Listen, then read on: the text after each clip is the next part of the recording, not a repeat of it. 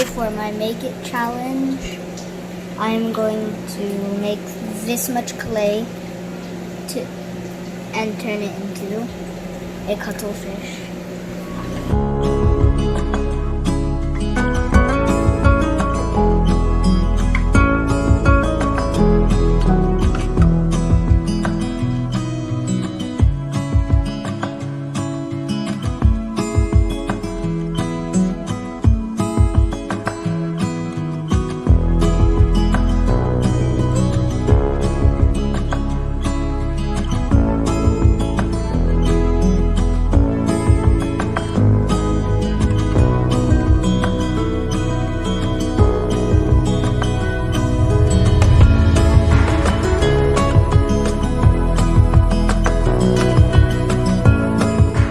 The other ones that I made, octopus, and